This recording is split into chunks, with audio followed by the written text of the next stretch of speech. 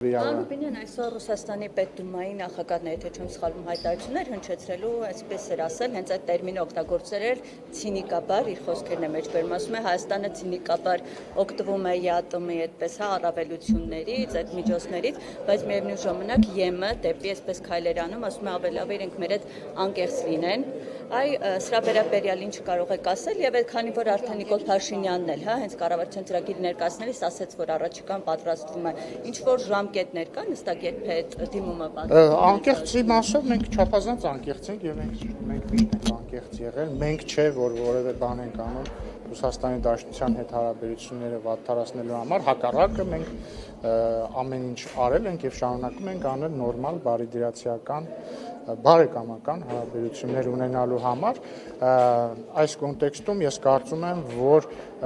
հայկական տնտեսվարողների դեմ կիրառվող անարդարացի եւ անտեղի սահմանափակումները չեն համապատասխանում ոչ Հայաստան-Ռուսաստան հարաբերությունների ոգուն, ոչ էլ առավել եւս Եվրասիական տնտեսական միության կանոններին, որովհետեւ ես ուզում եմ հիշեցնել, որ Եվրասիական տնտեսական միության գոյության ամբողջ իմաստը ապրանքների ազատ շարժն է եւ անմաքս։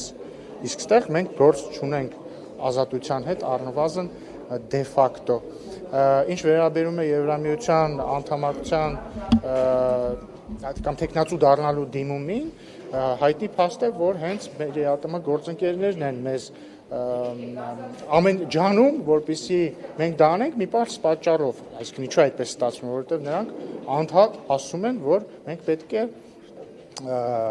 պետք է հանրաքվե անցկացնենք, իսկ հանրաքվե անցկացնել Եվրամիության անդամակցության հարցի վերաբերյալ հնարավոր է միայն, երբ որ այդ հարցը ձևակերպված լինի եւ այդ հարցից բխող հանգամանքները հայտնի լինեն, այսինքն հնարավոր չի ուղղակի հանրաքվե անել։ Ուզում եք դառնանք Եվրամիության անդամ, եթե դրան հարակից գործողությունները արված չեն։ Դրա համար հանրաքվեն հնարավոր կլինի անցկացնել միայն այն բանից հետո, երբ մենք դիմենք Եվրամիության անդամակցության համար, ստանանք համապատասխան արձագանք, ստանանք համապատասխան դրական արձագանք, ստանանք համապատասխան ավելի հստակություն քայլերի